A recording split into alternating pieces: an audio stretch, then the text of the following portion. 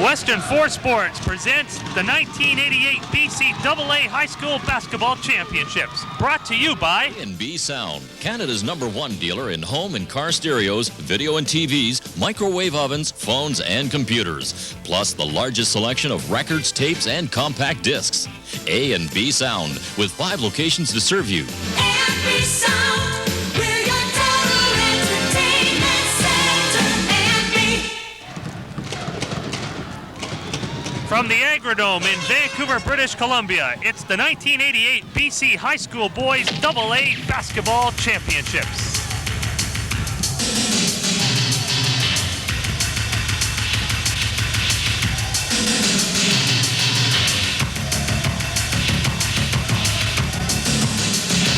The championship final for 1988 between the defending champion Richmond Colts and the new guys on the block, the Seaquam Seahawks. Hi everyone, once again from the P&E Agrodome, I'm Dan Russell. This is Kent Chappell along with Bill Wilms, and it's almost here. The anticipation is nearly over, Seaquam versus Richmond. How important is the first couple minutes to set the tone, Kent? Well, I think it's very important, Dan, not only to set the tone, but just to settle everybody down. These kids are playing in front of over 6,000 fans, and it's going to be a noisy situation. They just need a couple minutes to kind of relax and take things easy. And from a Seaquam standpoint, Bill, the longer they keep this thing close, you would think the better it is for the Seahawks. Well, I don't think they can go very much of this game without, falling behind. If they take 5 or 10 minutes off at any point in this game, they're going to be in real trouble. But really what I find very interesting, and I think it's interesting to note, Dan, is the only team in Canada or in Vancouver, in British Columbia here that really had an outcome questionable with the Richmond team is this Seaquam team that beat them only by 2 points. And I think it's great that they're playing right now. All right, let's go to the public address announcer with tonight's official opening lineups. Ladies and gentlemen, 10 days ago,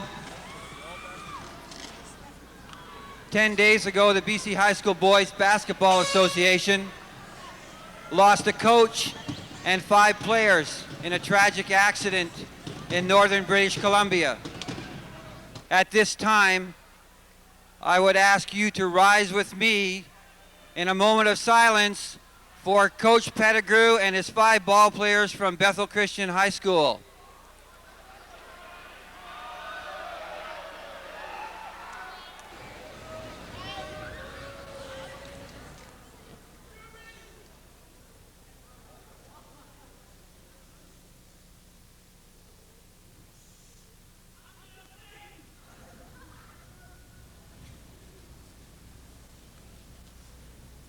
Thank you. Would you remain standing?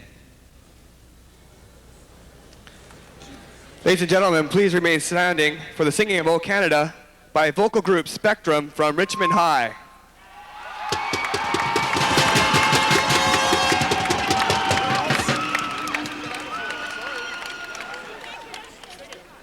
She got in, she can get out. Well,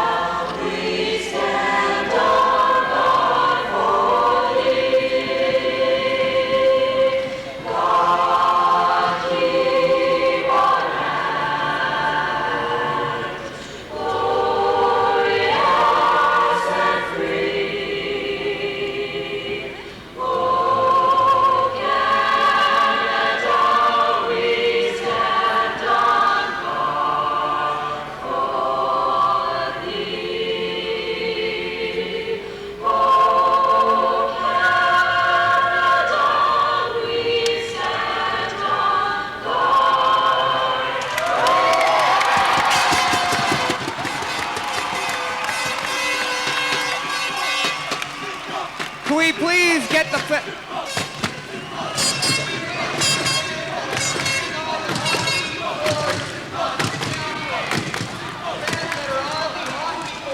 Okay, now with the word with the two coaches from Seaquam and Richmond, here is Doug Gertz.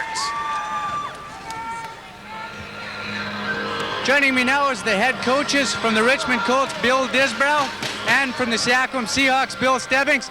First of all, Bill Disbrow of the Richmond Colts, you guys have had a fairly easy time so far getting to the finals. Do you think that's hurt your club? Not at all. I don't think it was all that easy yesterday. I thought Alberni did a great job against us. But we've been aiming at the finals, so getting a little rest was fine with us.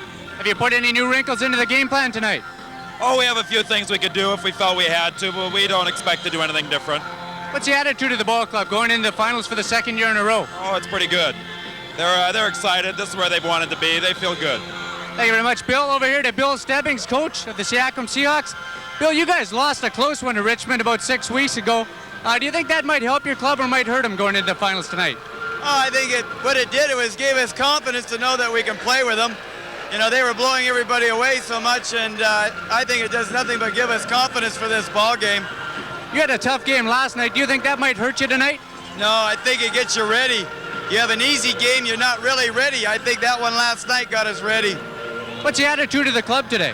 High. They want to play. Yeah? Think you guys can beat them? Yeah. You put any new wrinkles into the game plan? We'll just come out and play our normal game plan.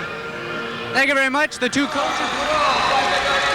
All right, Seaquam and Richmond as the Seahawks are being introduced. 15, John Christie. And finally, at forward, number 21, 6'3" Bob Hoy. Coach of the Seahawks, Mr. Bill Stebbings.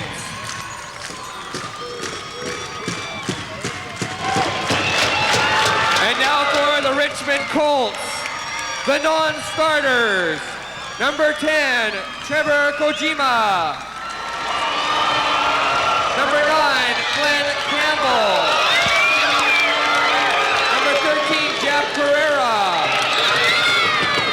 Number 15, Graham Lindsay. Number 12, Andrew Zawada. Number 7, Salin Inga. And number 8, Neil Blake. Now the starters at forward, number 5, 6'3", Damon Robb. Also playing forward, 6'2", number 11, Joey DeWitt.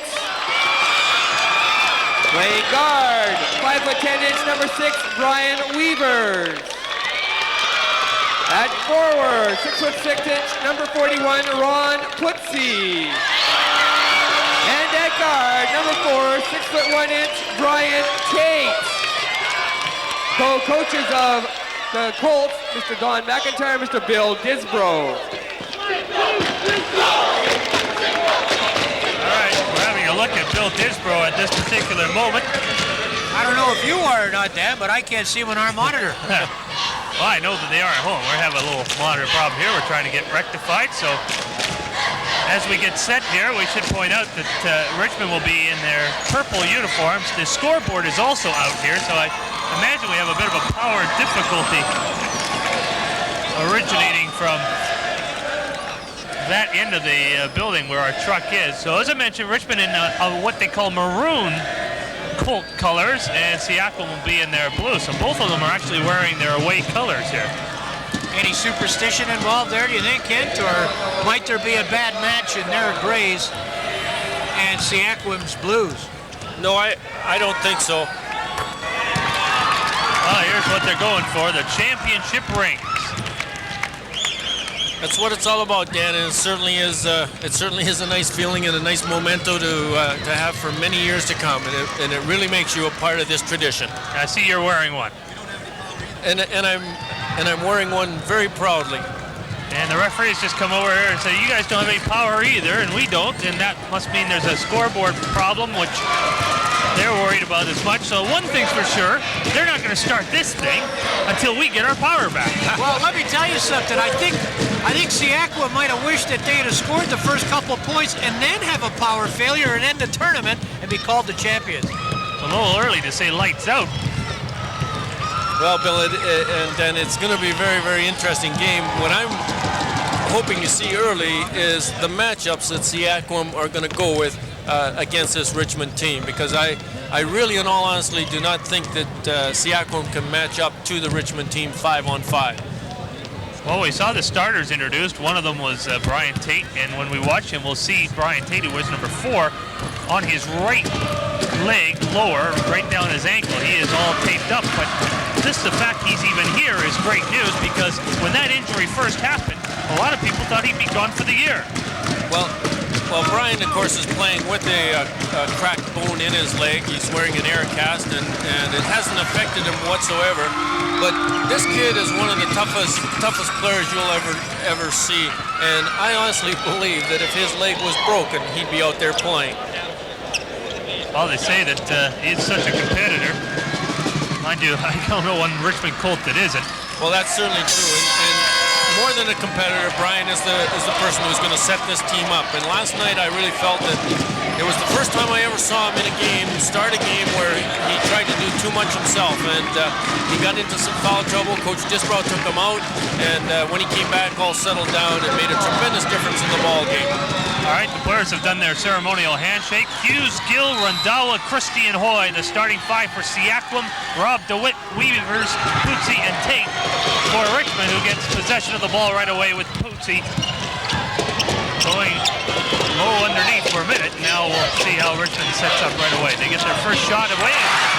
Joey DeWitt scores at just 12 seconds of the first quarter. Well, Dan, there's one of the interesting matchups, because if John Christie is going to be on Joey DeWitt, I don't think he can handle him. Joey DeWitt is too good a ball club. But Seaquam comes back on a fast break and scores nicely. Sonny Randhawa.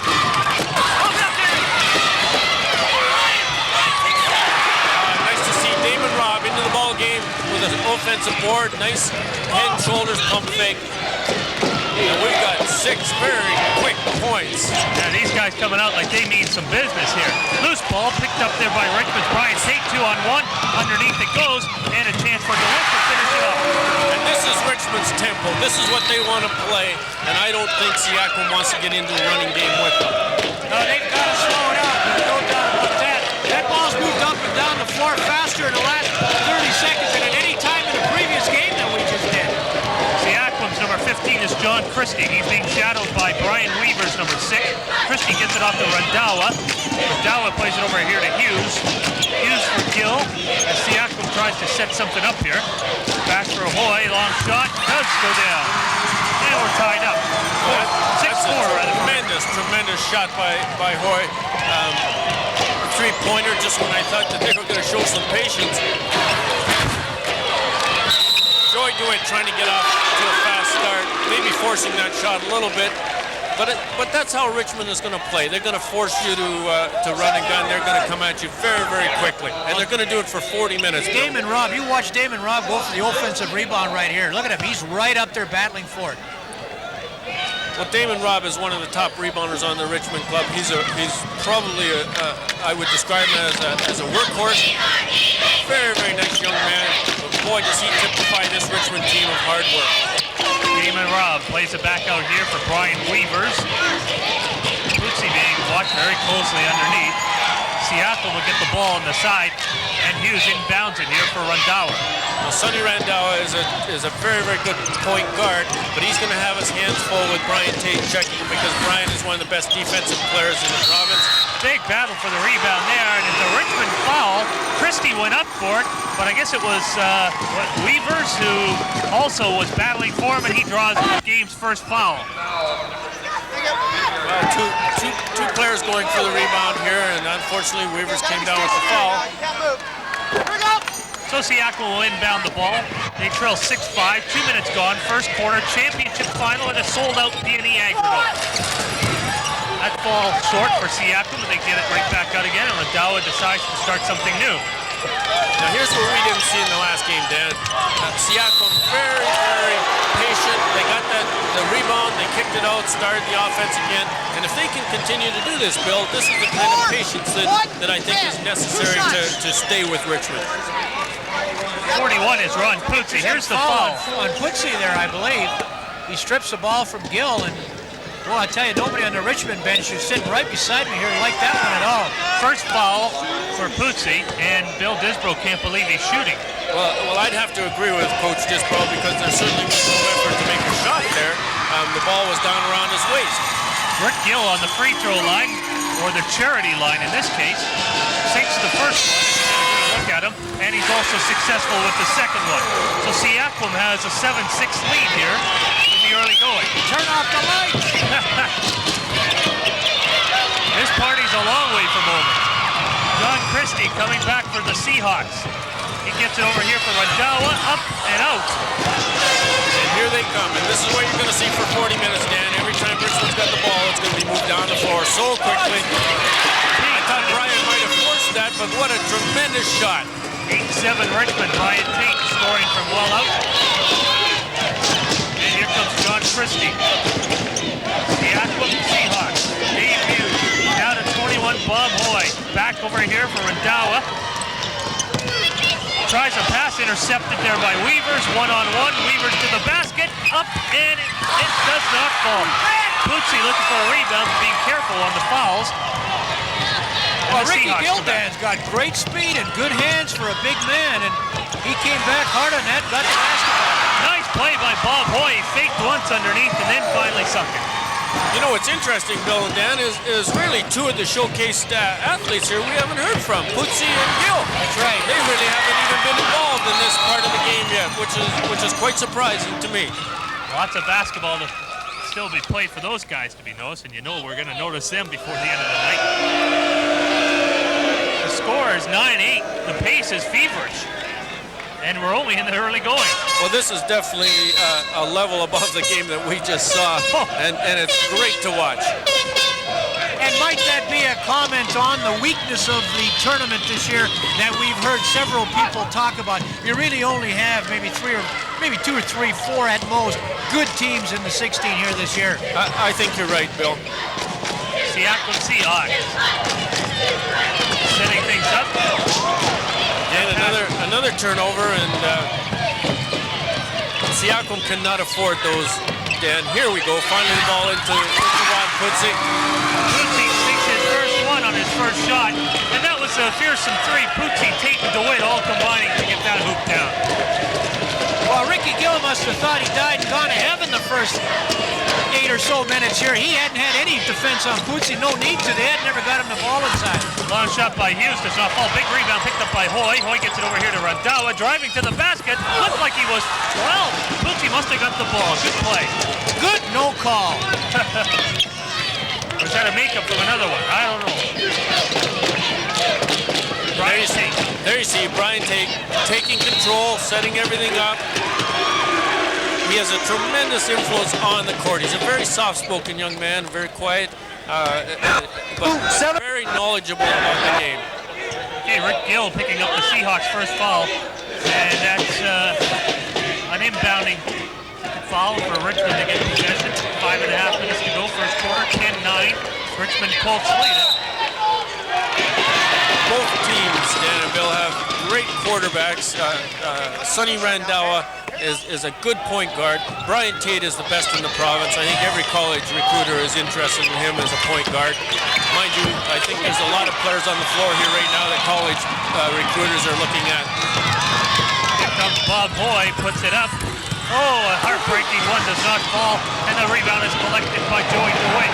DeWitt trying to go coast to coast. Instead, he gets it to Pootsie, and it does not fall. Tough luck for Ron Pootsie. The tempo right now is definitely in Richmond's favor, although I'm surprised that Seaquam is staying with it, and if they can... Nice one by Hoy. No basket. Foul on Hoy. Wow. What? Double trouble. Maybe we can get... What was I wonder the if we call, got a Ken? replay of that. Well, I guess going up for the rebound, he got him on the arm. 1, blue, he's on the arm. Here, we Bill Stebbins, he get just the can't luxury believe of a replay here. We'll see if Bill Trolley made a good call or not. Yes, coming over the back, he did. That's too bad. They could have used that hoop. Of course, you can use every hoop. There's a good shot of Bob Hoy, grade 12 student, 6'3", 185, very dominant on the boards. 10-9, Richmond leads it early. Here's Ron Pootsie putting it up off the glass. Well, you can't afford to give Ron an open shot like that. He spends more time in the gym shooting than any player I've ever known, although maybe Brian Tate's in there also. These kids love to play the game. They've spent a lot of time at the game, probably more than any other team in the province. Well, we have a list of their questionnaires that the kids filled out for us, and just about everybody put down as a kind of a hobby or favorite pastime, shooting buckets in the gym. 5, push. Damon Robb with the foul. Now he's got his hands full, but I think he's capable of checking Rick Gill. We really haven't heard from Rick Gill at all, so I guess Damon is doing a tremendous job on him. Gill has 2 points, but they both came on a free throw situation. That's the 3rd team foul for Richmond. The Seahawks have had 2 in the early, or check that they've had 3 as well. Okay, 3-3. Ken, are you surprised that Rick Gill doesn't go inside more for a big man? It seems like Hoy does more of the work going inside than Gill does. Well, they change up their post, but you're right that Rick does not start in at the post.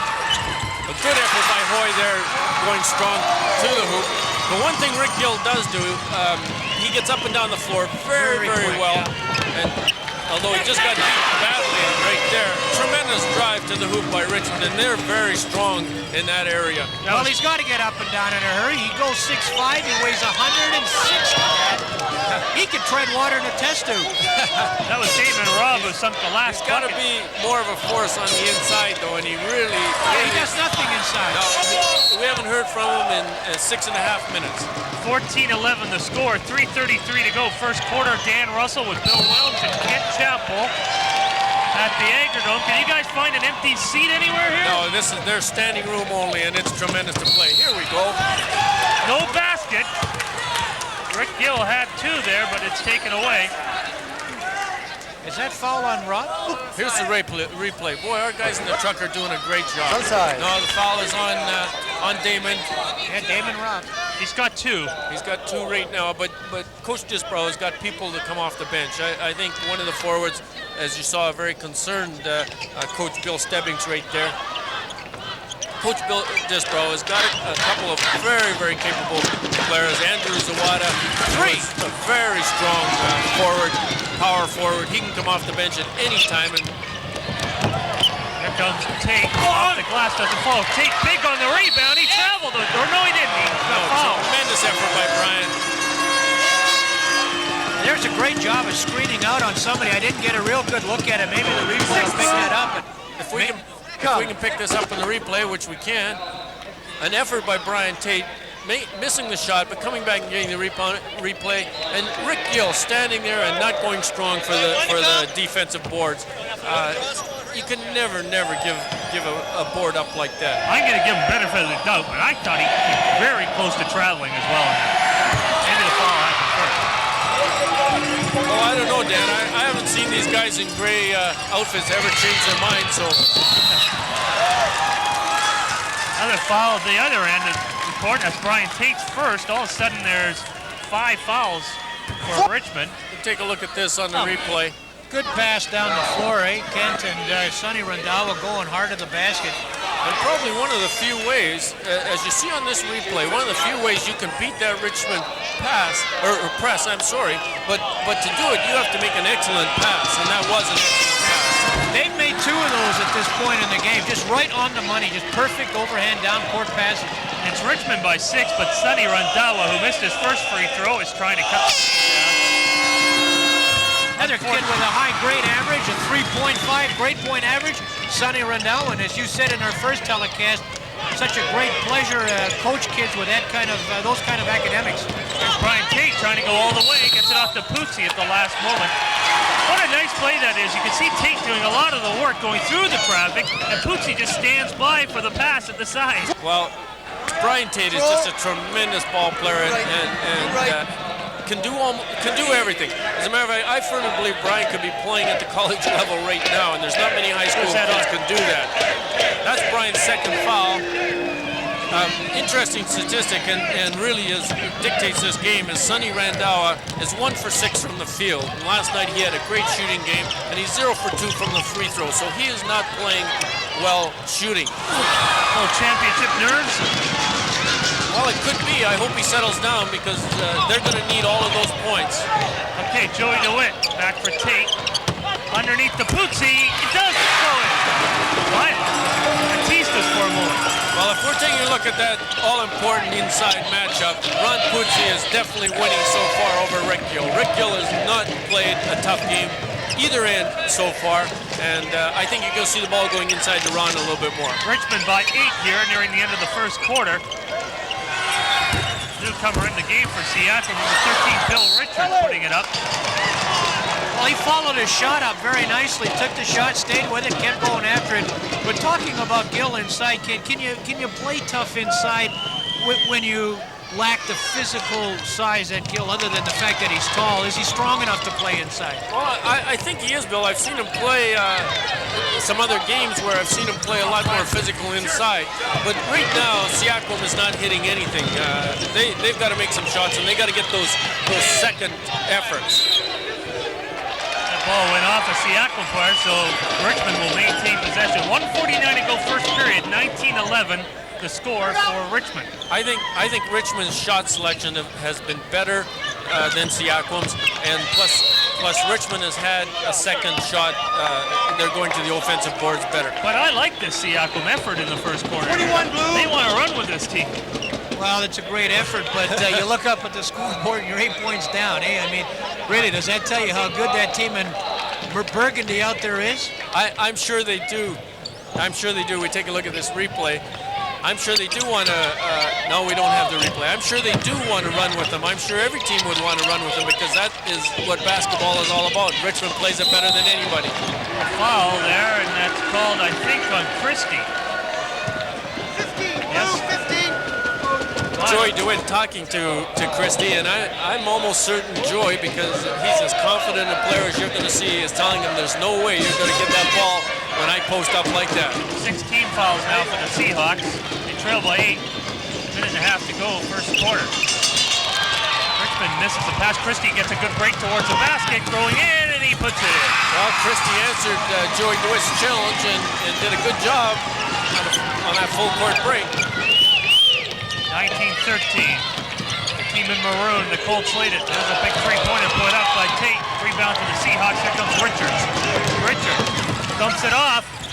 Christie scores. Well, I don't know what Joey DeWitt said to Christie, but he certainly got him into the ball game. And I think Brian Tate again forced that shot, which is unusual for him. Robb underneath. Damon Robb scores. Great play. Beautiful play. Great We're seeing pass. some phenomenal basketball here in the early going. That's a clinic on passing the ball in close and taking it to the hoop. The individual moves, you're right, Bill. Bob Hoy. You're starting to watch Seaquam. They're standing around now.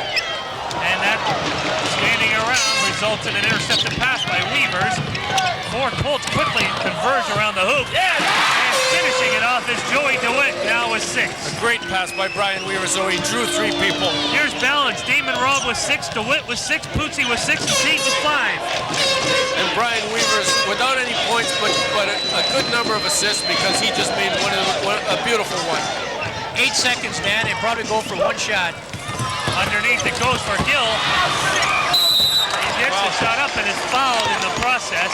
Bill, what you've been talking about, the lack of strength just showed up there. He got the ball stripped, and he really should have converted on that one. Is that on? You watch coming up in the replay. He's got position. He's got the ball 2 hands, and a tremendous play by Ron Bootsy. Quick hands of Ron Bootsy, but he should never have been able to knock the ball out of Rick Gill's hands. Well, you get the ball in that position that Gill did, and you've got great upper body strength. It's a lot tougher to knock it out of your hand, isn't it? Yeah, I mean, he is very skinny. There's no question. He's a fine ball player, but great coordination. He's very talented. And very quick. Last night when we watched him play, he led the fast break a number of times. He hasn't been able to do that here tonight. They're going to finish the quarter, but expect Tate, as the buzzer sounds, not to start the second quarter. He has 3 fouls. I think they'll probably put Sowen Ing in. Well, what a first quarter for Richmond, 23-16. But a great first quarter for the basketball fans. I thought the pace was unbelievable. How do you feel, Kent? You're the Seaquam coach, and you've come out in the first quarter. You're only trailing by 6, or by 7 rather. How would you handle that yourself? Well, I think Seaquam actually is playing a pretty good ball game, considering, but they're not finishing. They're not hitting their shots, and I don't know if it's championship jitters, whereas Richmond has been here. We'll see as it comes. Doug Gertz is standing by courtside with more. Thanks, Dan. Joining me now is Bill Edwards of the North Delta Huskies. Bill, your team defeated Oak Bay and took 5th place. Are you happy with the season? Well, I have to be happy overall. A little disappointed that we didn't do better in the tournament. We didn't really play very well until today, and happy with today's performance. It's a good way to end the year. But we hear a lot about recruiting, especially in Richmond, between Richmond and Steveston. Do you have the same problems recruiting junior high players in Delta? No, we don't. We're fairly close together, but Seaquam's an 8 to 12 school, and most of the kids that come from the 3 feeder schools go to our school. There's only a few kids that are in Seaquam's boundary at one at the junior high schools. How does your club look for next year? I'm pretty positive with our outlook for next year. We've got 4 kids that are graduating that were all starters, but we've got Chad Johnson back. He's a grade 10, and Sean Gamil played very well for us this year. And we've got some guys on the bench and some grade 10s coming in, so it looks bright. Thank you very much. Bill Edwards of the North Delta Huskies. Back to you, Dan. All right, let's look at some replays here. Richmond leads by 7. There's a nice penetration by Brian Tate. Pulls up, beautiful shot, man right on him. Very, very talented shooter, Brian Tate. Here's another look at another play. This is the finish of the fast break by John Christie. They're going to need a lot of those if they're going to stay with Richmond. 23-16 as we get back to game action at the PNE Agrodome. And that's Ron Poutze adding to the lead. Much too easy. Well, very, very strong inside. And when Ron can get the ball, if they can get it to him, there isn't anybody going to stop him. You know, he did make I think the second All-Star team in the Las Vegas tournament, established a 3-game scoring record, and that speaks very highly for the talented athlete that he is. And you know, he was in gymnastics up until just a couple of years ago, and that builds great coordination, and I'm not surprised he's as talented as he is. Well, I think a lot of people would say that he is the premier player in the province. He's certainly showing us tonight that if he isn't, he's very close. One of his highlights of this season was 59 points in the final of the Emerald Tournament, and that was 59 out of a possible 91 points that the team scored. You know the other thing, Bill and Dan, that I really like about this Richmond team, because I seem to know them better. You'll see on the replay here, a nice drive by Sonny Randawa. But as I was saying, one of the things that I really like about these Richmond kids, they are nice kids. The success is really not changed them at all, which is probably a credit to the program and to the coach. Ron Poutze is one of the nicest kids you could ever hope to meet. And he's under tremendous pressure, recruiting all the time, being the star all the time. It hasn't changed him a bit. He's a tremendous young man. Well, you know, Ken, he was telling me before the game that one of the reasons he went back over to Switzerland just about every year for the summer, and in fact it cost him one summer of basketball, was to do some gold herding on the insistence of his family, his mother, to develop other things in athletics, some cultural things, and also develop the all-around person. You take a look at the effort right there. He's smiling a little bit after that one. He just racked up a whole bunch of offensive rebounds for his stats on that. It's 4 times going to the boards. You know the scary part, gentlemen, about that young man is I honestly believe that he is not nearly and doesn't believe that he's as good as he's going to be. Well, many U.S. teams are also looking at him for college, including highly touted Temple. They were looking at him. I don't know if he'll end up at a U.S. college, but he certainly has some options open to him right now. Oh, there's no question he does. Here's a look at What's that. Right here, he might have forced it a little bit. But I think right now Ron wants the ball. I think he knows how successful he can be with the ball on the offensive end. And when you've got a player like that, he's dangerous. 8 points for Poutze and 2 fouls so far as they're going to the other end. And first quarter statistics might tell a tale a little bit. Richmond 11 for 19 from the field. Seaquam 6 for 19. And I think a lot of those misses were Sonny Randawa's, and I think for Seaquam to be successful, he's got to get the ball in the hoop as well. Play one shot. Here's a replay from a lower angle again on Poutze. This is tremendous coverage by our guys on the camera. He did lean in. It was a good call. Back the other way. Here comes Richmond showing Ing. Ing being shadowed very closely, but he did get the ball off to Weavers. Weavers being rivaled by the other 6 Hughes. Bootsy had a notion to shoot. Instead dishes off. Look at that ball control.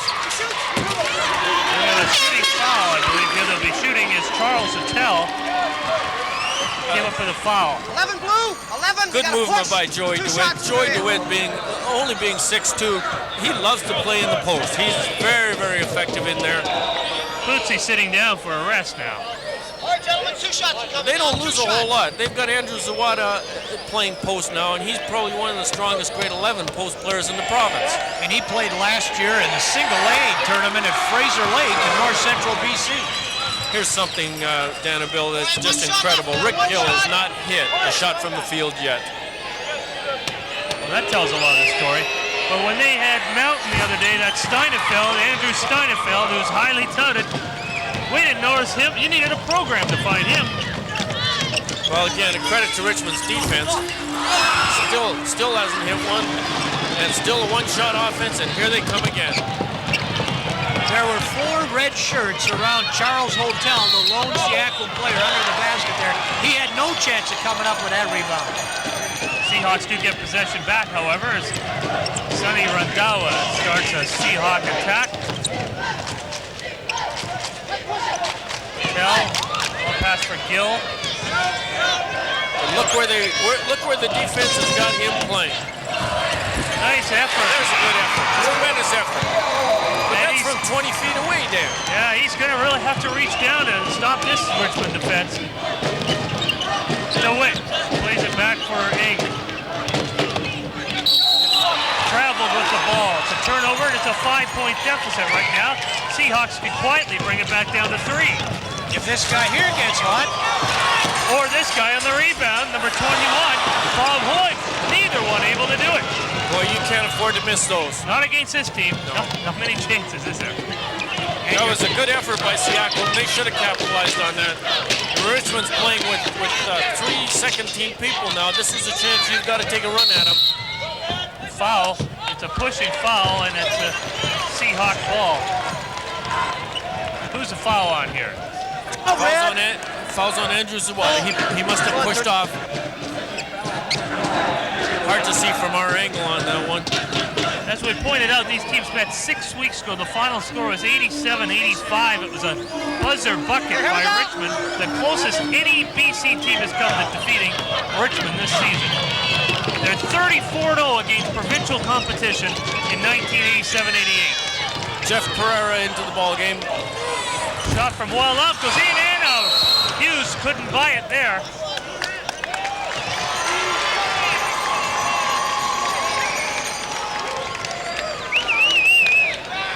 Coach Stebbings has had his team practice all the last week, I understand, out at UBC to get used to this kind of environment, obviously with no spectators there, but I think he has prepared his team about as well as he can. And it's just a great credit for the school.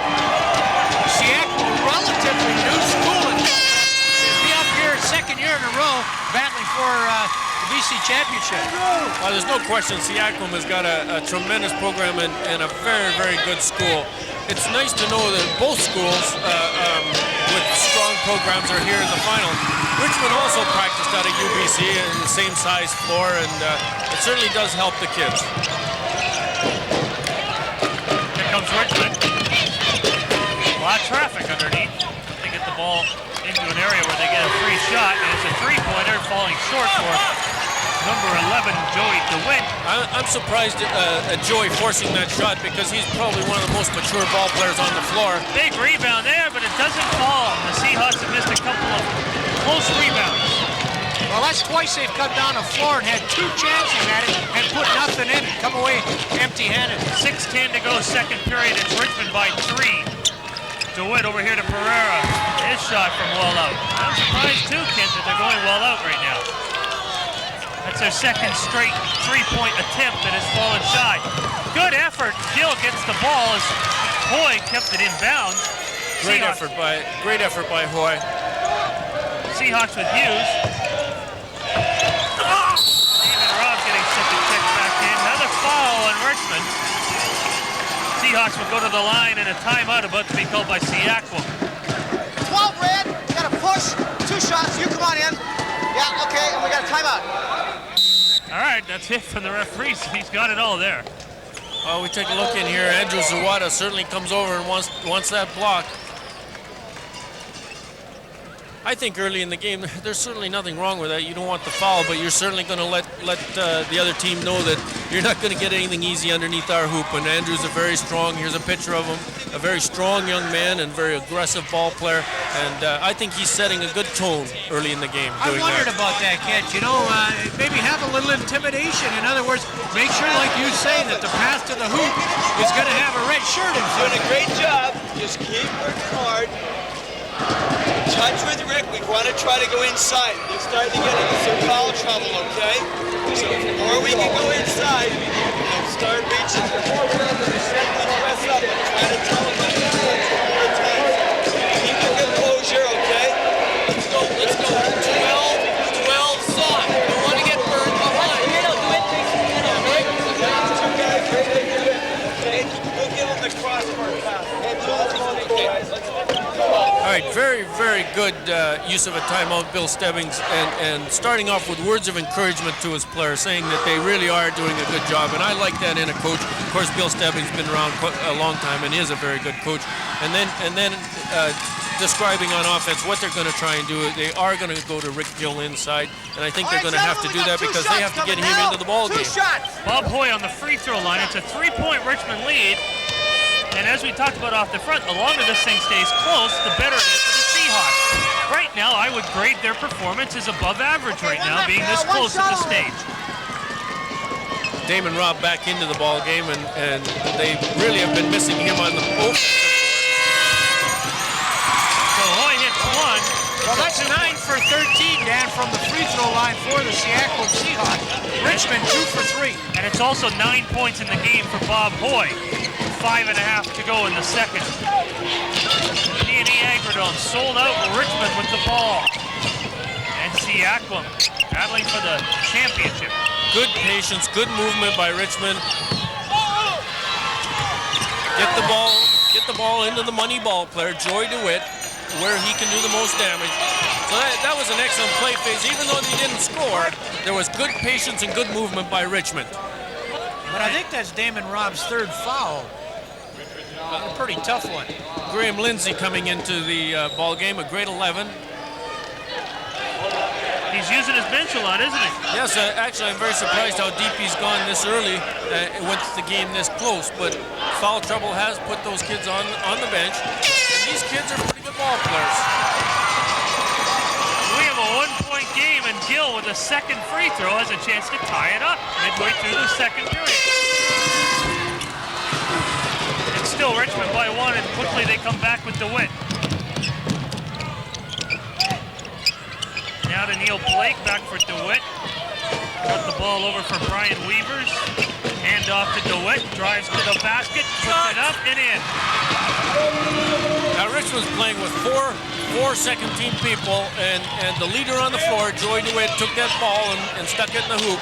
He's such a confident young man. 9 points in the game for DeWitt. Richmond by 3, but that's back down to 1 thanks for Dave Hughes' first shot. Hey, he showed a lot of poise on that shot. Boy, I'll say that was a little early in the play phase to take that shot, and he took it without any hesitation. 28-27 is our score, and a long shot falls shy. Brian Weavers tried that one. I think Richmond is really missing Brian Tate on the offense to control it. I think that Coach Bill Disbrow may need a timeout pretty soon. Seattle was that far away from taking a lead here. They're trailing by 1. I think it's very difficult for Richmond to play with one starter 2 shots on the floor right now. But boy, you have to give credit to Seaquam because they are really taking the ball to the hoop strongly. They're moving the ball down the floor very well. Do you agree with Bill All right, gentlemen, Disbrow's we got 2 strategy? shots coming now. 2 Well, I shots. think Bill's in a position he doesn't want to be in, having Brian Tate with 3 fouls and a couple other kids in foul trouble. he has to go with these kids and hope that he can keep this margin, or at least keep it close. Is that foul difficulty due to the fact that the pace was so high early? No, Richmond are used to playing at this pace. That pace will not affect them. Okay, Pereira gets the rebound as Hotel missed 2. It's still 28-27 in favor of the Colts. Well, underneath we get another foul. This one I think is on the Seahawks. Let's point out the game officials. One coming over here to talk. 7 blue, 7. That guy's Bill Crowley, and it's his 4th championship game. Dean McKinnon is the other official, and it's his 2nd championship final. So 6 championship finals between the 2 game officials. You're talking 2 very experienced and very good officials. Okay, guys, 1-1 now. We're 1-1. Dan, Bill Crowley has refereed all over the world. Both of them know the game very well, and they will not be a factor in this game. Lindsay hit, well, Okay, one time, son. I don't know if we'll hold you to that quote. It's still early. Sometimes they do become factors, one way or the other. Lindsay hits 2 from the free throw line, and I think 2 pretty important shots. Here's a long attempted pass. Very, very important, and Graham Lindsay, only being a grade 11, he stood up there and very coolly knocked them in. I'm impressed with the bench of Richmond under the pressure. DeWitt intercepted that pass. Now underneath it goes for Blake. Great pass inside. Neil Blake making a tremendous power move to the hoop. What a bonus it would be if their bench could give a good halftime lead. Here's Gill trying to drive. Not much room. DeWitt came out of nowhere to try to steal it, but he took a foul at the same time. And for Joey DeWitt, I think that's his 1st. But the important thing, Dan and Bill, we're taking a look. We look at the replay here. Look at the distance Gill has got to go to get to the hoop. He's coming from 20 feet, 3 dribbles. All the rest of Seaquam is not involved in the offense. I thought at the timeout they wanted to get him inside, and Richmond is keeping him at 20 feet. He's not effective, and he hasn't been in the game. Halftime, we're going to see a big slam dunk competition along with our summer in the highlights. Hey, that's a lot of fun. They've adopted the slam dunk here the last few years. Hey, some of the kids at this age and this size can actually get up and really do some slamming. Dan, it is incredible what these young men can do. I watch a slam dunk, and I can't believe how high these kids get. We have to remember some of these kids are only grade 11, grade 12 people. I haven't seen a slam dunk since Christmas when DeMatha played Richmond. Kent, maybe you can tell our viewers what kind of vertical jump do some of these guys get. We know they go up and put it through the hoop in a slam dunk, but you're talking what kind of leap? Well, over 30-inch vertical leap. And 30 to 40 inches is incredible for young people. Here's a long shot that goes right through for Charles Hotel, his 1st bucket. Again, there's some good shooting going on here, both teams under a lot of pressure. I think quite a difference, as Bill has pointed out, between the last game and this game. Good effort by both clubs so far. Richmond leading by 3. Tremendous drive and hoop by Joe DeWitt. Challenged Rick Gill right 3 feet in front of his hoop, and I'm still very disappointed Rick Gill has just not got into this game. Well, he's been notorious for playing outside. He hasn't been in there. That's where he's got to be. That's right. That's right, Bill, exactly. But I know there was some concern that he stays out a little too far. They don't get him the ball. He doesn't want to go to the hoop as much as he should. Lindsay gets the foul, and that's his 1st. He'll be going to the line. Graham Lindsay, a little slow getting there, as you saw in the replay, but a nice move shielding him off by Rick Gill. Christie's back in the game. The leading scorer in this game for Richmond is Joey DeWitt, number 11, with 11 points. Richmond 36, Seaquam 31. Dan Russell with Kent Chappell and Bill Wilms. As DeWitt puts it up and in. This time we also like to salute our Western 4 television staff, and it's a great crew tonight bringing you coverage from the BCAA High School Basketball Championship under the direction of Paul Bertel, our producer-director here at the Agrodome, and hats off to our crew doing a great job as usual. As Gill puts that one in, Rick Gill starting to get more and more points. He has 8 in the game. Well, I think that's exactly what they've got to do, and once he gets the ball in there, he's got enough talent that he can he could put it through the hoop, but either he's reluctant to get in there, or he just, I don't know, he doesn't look like he's with it as much as he should be. All right, he's going to try to complete the three-pointer here. One shot now, just one shot. Interestingly, gentlemen, we have not heard from Bob Hoy since the opening 2 or 3 minutes, and I think he also has to be a factor on the offensive boards and in the scoring. Shot, low percentage. Richmond gets the rebound. We have a traveling violation. Seattle gets it back. 5-point deficit. The Seahawks trying to bring it down to 3. There it is again. Well, I think by the time Jeff turned his head, there was someone there, and not much you can do about that. Tough luck for Hughes there. That didn't fall for him. Quickly, here comes Richmond the other way with Neil Blake driving to the basket. Doesn't fall. Big rebound. Blake strips it out of the hands of Hoy, and he puts it in. Well, that's quite an effort by Neil Blake. I'm surprised Bob Hoy let him take that ball. Physical action away from the play. Seaquam has got to get tougher now. Pereira and Hughes with some physical pushing for territory. Gets the ball, get back up. Here's Gill underneath. Does not fall. Pereira tries to get the rebound. Instead, Hughes has it. And a fresh 30 seconds for Seaquam. Hughes shoots early and scores. Three-pointer by Hughes, and boy, is that important because Seaquam has got all their starters in, and Richmond has only got 2. Down to a minute left in the quarter and the half. 40-36. Richmond leads it.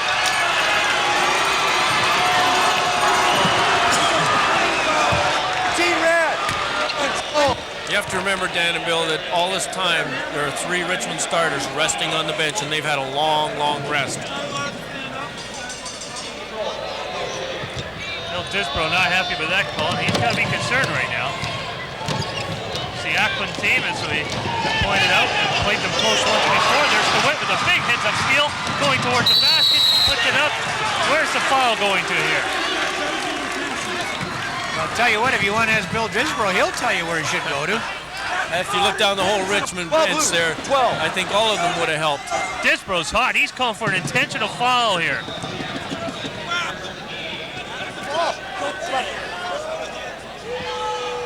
Very wise of Bill Crawley to walk over and settle him down.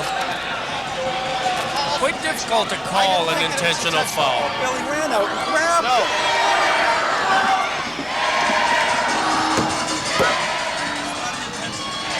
Good strength by Joey DeWitt going to the hoop and going to the hoop very strongly. Just explain to our viewers what the difference will be if he gets an intentional foul. Well, the intentional foul hurts a team a great deal because you shoot 2 foul shots and you get the ball at center court. Shooting the 2 shots from the line here, Seaquam gets the ball back. It's a tremendous difference.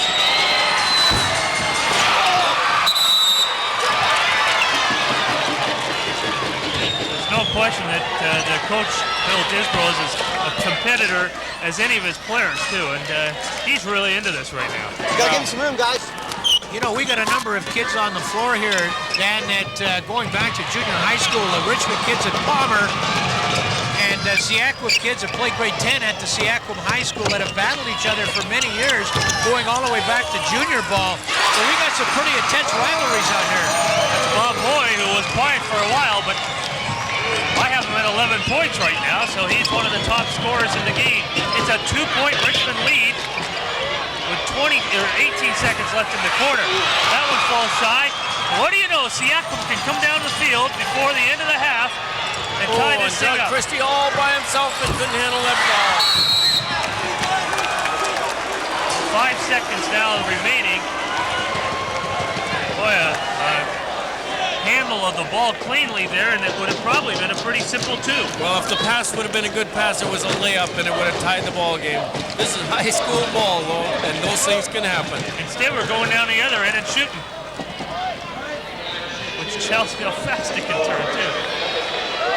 What's your time, man? 5 seconds, okay? 1-1, guys! 1-1! On the free throw line is Brian Weavers looking for his first point of the day. Well, that was certainly a 4-point swing, or it could be a 4-point swing. One shot, one shot. Seaquam really should have had a layup out of that and a bad pass. And the 4-point swing with 5 seconds left in the half is even all the more critical. And it is definitely 4 points as Weavers makes good on both of his free throws. 3 seconds now. Long shot, three-pointer. Does it have enough? No. That's the end of the first half. Richmond leads 42-38. Quick comment on the half, you guys. Well, I'm very impressed with Seaquam. They played the tempo that Richmond dictated, and they played it well. It really could have been a tie ball game at the half. The BC final notorious for not being close games. I think our fans are getting a credit out of this one, and hopefully it's this way all the way through. It is halftime, and it is Richmond Colts leading by 4 points, 42-38. Stand by, we're going to take a break. Then Doug Gertz will have highlights of the slam dunk competition taking place earlier at the PNE Agrodome. Stay tuned, we have more basketball on Western 4 Sports following this timeout.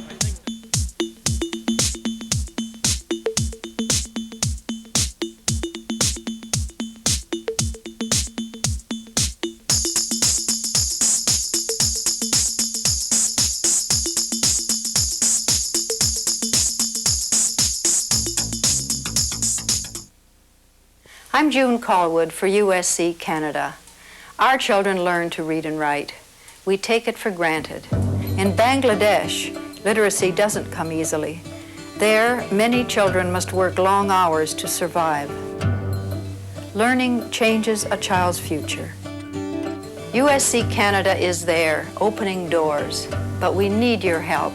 Please contribute to USC Canada, 56 Spark Street, Ottawa.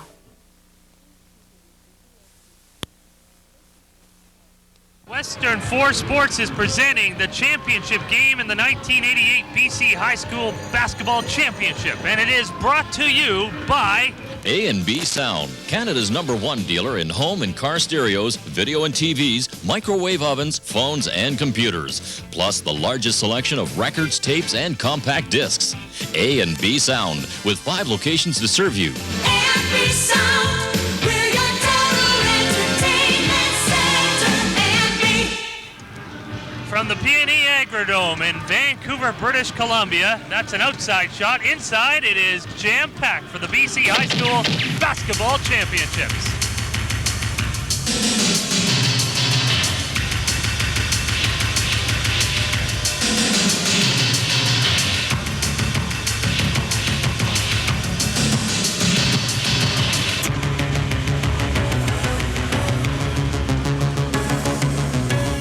We are at halftime of the championship game. Richmond is leading Seaquam 42-38. Dan Russell with Bill Welbs and Kent Chappell, and Kent and I are going to look at the highlights here. As you look at the score, 42-38.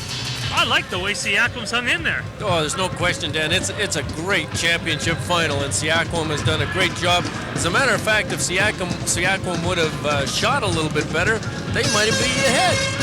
Let's have a look at the summary and see how well they did shoot there in the first half.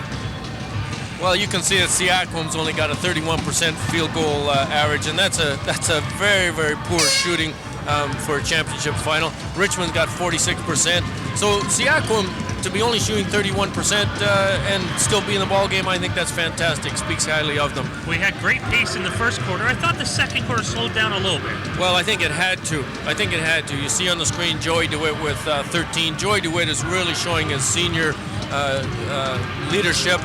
Ron Puzzi, who did not play that much, has got 8 points, and Damon Robb, strong boarding, and he's got 6 points. And a little foul trouble for Richmond, and that created a lot of bench usage by Bill Disbrow. Yes, it did. You look at the top scorers for Seaquam, Rob Hoy, who has been very strong on the board, he's got 12 points. Rick Gill, which we have really kind of criticized, and maybe unfairly, he's got 11, but I think 7 or so are from the foul line. So he really hasn't been as effective as we anticipated him being. All right, you picked out a couple highlights to watch.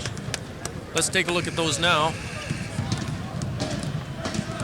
This is Seaquam, and they threw around the ball pretty good, and I thought there's one of the few times that the ball has been got inside to Rick Gill, and he drew a foul. But we have to see a lot more of that in the second half, Dan. He's got to be effective inside for them to win this ball game. Okay, we're going to have a look at another highlight here. That was a Seaquam bucket. And now we're going to look at the Richmond. Here's a nice outside-inside pass by Jeff Pereira to Neil Blake. Neil Blake pump fakes, goes up strong. Extremely basic basketball and as well done as you're going to see it in high school ball. All right, what are the coaches telling each other at halftime? I mean, you've been here, you've coached a championship game. What are they saying right now? It's a tight one. It is a tight one, and I think from Seaquam's point of view, they're telling their kids that we've got to continue to play the way we're playing. Our shooting will improve in the second half. We've got to be stronger on the boards. Richmond is probably saying that, look, we're where we are right now with our starters on the bench. Here's, as I said before, the senior Joy DeWitt, who's as strong a player as anybody on the floor, and making a clutch shot, and he'll do that for the next 20 minutes too. Oh boy, what a first half he had. 13 points. We're going to look at one more highlight here, and this is a Seaquam bucket. And again, Rick Gill coming from 20 feet away, having to take 2 or 3 dribbles. He's very effective doing that. Bob Hoy coming up for the rebound in case he missed, but great penetration, but I think they would prefer to see Rick Gill inside where he can do a little bit more damage, maybe draw some fouls. Many of that 6,000 people that you just saw in the crowd came here, I think, expecting Richmond to blow them out. It's not a blowout right now. I would say the atmosphere here at halftime is one of surprise. I would agree with you, Dan. The crowd, although a few minutes ago we watched the 2 cheerleading squads bring the crowds to their feet. In fact, I think we're going to see some of that now. This is the Seaquam cheerleaders. Both schools, very, very classy schools. Whoa! Where'd she come from? Both schools, very class schools, both putting on tremendous cheerleading acts. A pleasure to watch, and it brought all 6,000 plus fans to their feet here. But since then, the fans have really been sitting on their hands, and I think they are surprised that Richmond is not up as anticipated. Seaquam is doing a good job. Boy, cheerleading has sure changed over the years. Well, we just watched 2 incredible displays. Bill Wilms is also with us tonight at 42-38 halftime.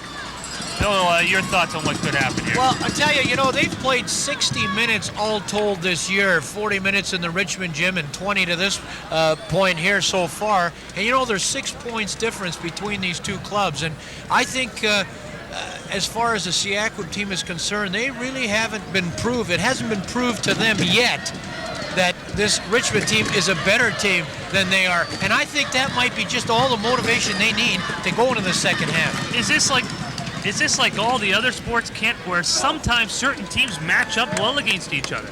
And yet, Dan, I really didn't think Seaquam could match up to the Richmond squad.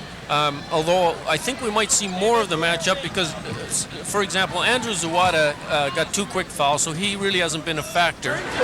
Joy DeWitt, I don't think anybody can check him. So I still would tip the scales in favor of Richmond as far as the matchup. But Seaquam has done an excellent job on defense overall, and they're definitely in the ball game. And we've seen a good first half, and hopefully the second half will be just as good. Although look at Richmond start off. Rob scores early, and the basket does count. Richmond's Damon Robb will also go to the free throw line to make it 3. 15 blue. As you pick up the foul to John Christie. The Colts, and you look at Robb right away. This is vintage Richmond basketball. Push it down the floor quickly, right off the jump ball. Damon Robb going up strong. And he'll try to complete the 3-point play, and he does. Richmond led by 7 after 1 quarter and by 4 heading into the second half, and now they're up by 7 once more, 45-38. And they can strike so quickly. And all the Gunners are back out again. Seaquam, Bootsy, looking like he's a little careful. 3 guys around Gill there taking the ball. He had, again, no chance to get that ball. Well, that pass actually was a junior high pass, floating the ball in like that. I don't want to take anything away from Richmond's defense. They played it well, but in championship ball, you can't use a pass like that. Damon Robb with 5 points early here in the second half, has 11 on the night. The first 3 minutes of the second half are so important, and Richmond has already established the tone. Seaquam is going to have to play very, very poised at this point. Rick Gill with 8 points.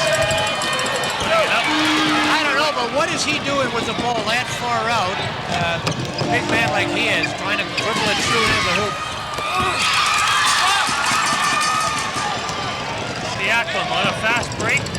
Gill looking and he traveled. And he's not happy. We got a warning there. I think he's going to have to watch his language, eh? Well, I think he got a warning, and also the rest of Seaquam, because they shot the ball after the whistle, and really that takes away from Richmond's fast break. Jeff Pereira, who came in the second quarter, still playing. That's him with the ball underneath the Bootsy, driving and scores. Again, once you get the ball to run inside, there isn't anybody in this province who's going to stop them. They have to put more pressure on that pass from the outside. They can't let it get it into them that easily. Seaquam still looking for their first points of the third quarter. Richmond's lead is now 11. That's how quick that can happen. But Hoy scores his 12th and 13th points of the day on a long basket, and it's 49-40 early in the second half. Tate to Pereira. Back for Bootsy. Trying to find DeWitt, intercepted by John Christie. And a pass goes off a Richmond hand of Rob, so Seaquam will maintain possession. This is the Colts' 4th appearance in the final in 5 years. No team has done it for that time, and it's their 6th ever final in their 8th tournament appearance. And those are great odds. Dan, their record in the tournament is 22-6, not too shabby. 22-6 over the years.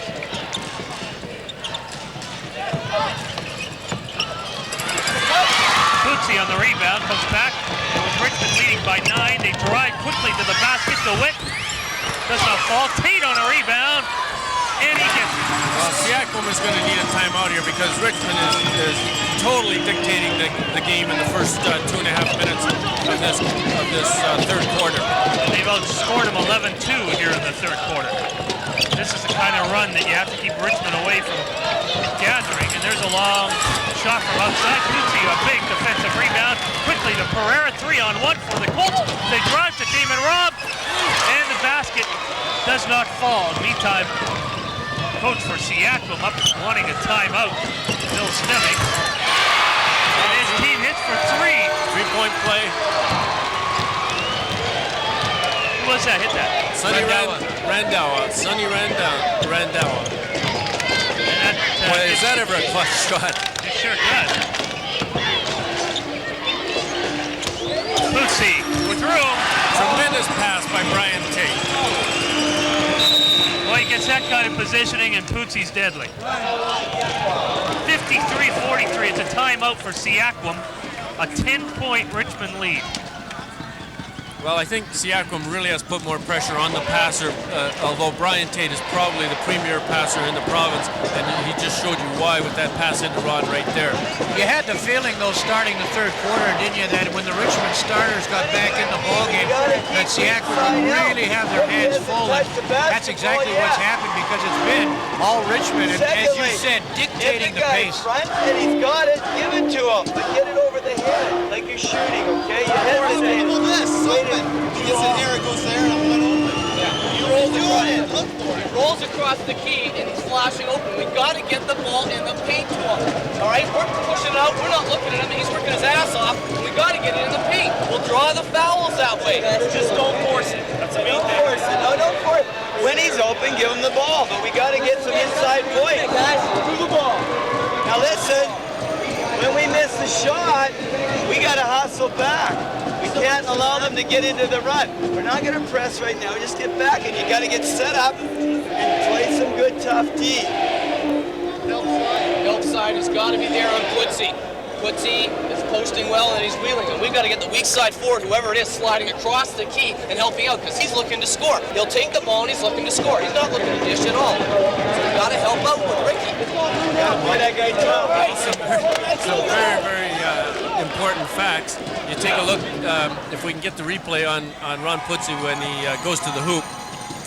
Beautiful What a pass. And Rick Gill was just not alive like he should have been on defense. Is he calling for outside help on that once he gets by Gill? He's got to have somebody come over. He's got to have the onside forward drop down. But I think Coach Bill Stebbings, really mentioned some good points. They got to get back on defense. They've got to establish an inside game, and against Richmond, that's very difficult. Richmond has not allowed Seaquam to go inside hardly at all the entire evening. 53-43 in the third quarter. Bill Richards back in the ballgame for Seaquam, gave that ball off to Sonny Randawa. Randawa getting it over for Hoy.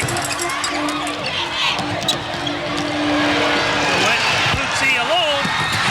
Slam! And that's how fast it can happen. 14 now for Pucci, who's starting to get some numbers on the board. Gill kind of stripped away. Pereira back the other way with DeWitt. 2 on 5. Thereabouts. Well, they're going to call an offensive foul. Jeff might have been going a little bit quicker than he wanted to. 13 red, 13. Got a push. Yeah, you can see on the replay. Pereira, who's a good baseball player as well, a pitcher, he's coming off the bench, played pretty well tonight. He's had an extremely good game. He's a good athlete. He's very smart. He's very quick. Good outside shooter.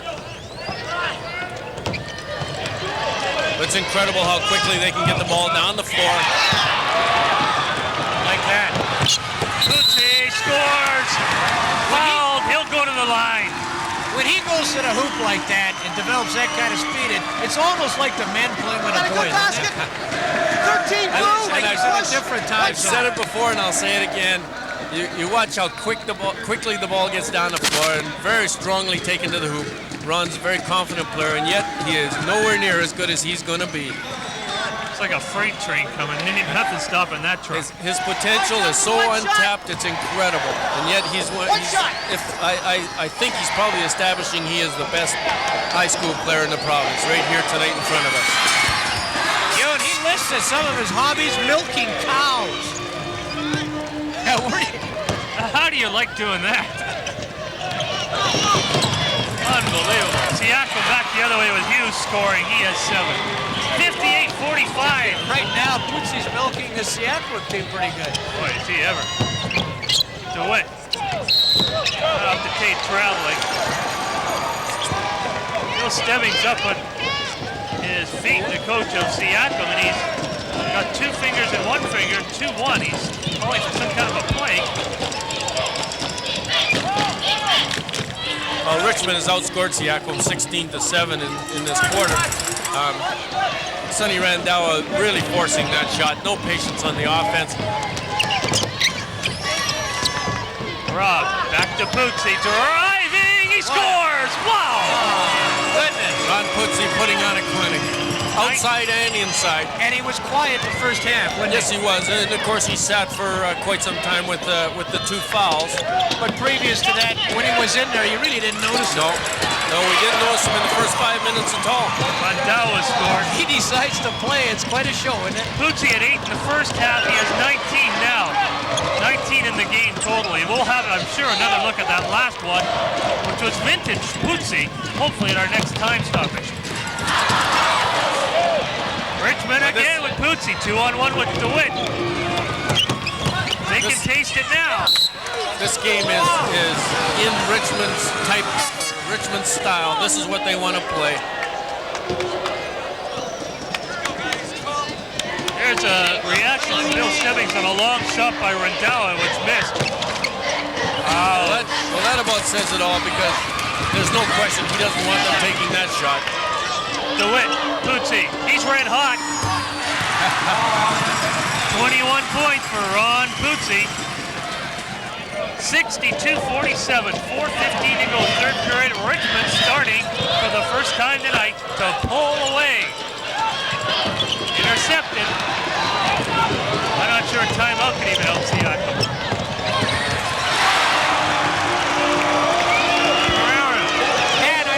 You call it in basketball, but in hockey we call this line rushes.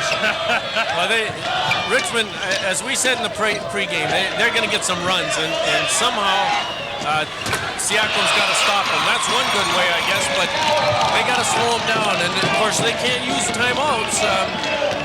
They got to find a lot of different ways, and one of the best ways is to keep that ball in offense. Work it. Another way might be to keep it away from this Putzi. Well, Ron Putzi, believe it or not, is 6 for 6 from the field in this quarter. 13 points in this quarter. There's Gill. He traveled. There is no basket. Tough break. Very tough break. They need every hoop they can get. 64-49. There it is again underneath. Hard to tell from the waist up. You got to see the feet, but they didn't argue that at all. Pereira missed rebound. Rob fouled underneath. And I guess it's a foul on Seaquam. That shot might have been a little rushed by Jeff Pereira, but the way Richmond is crashing the boards, you take a look here. There's Damon Robb. He's right there in the right spot and goes up strong with it. Charles Hotel and the Richmond fans are starting to whoop it up over on the opposite side of us. Their own version of the Richmond Colt wave. There you get a shot of that as we look at Damon Robb at the free throw line.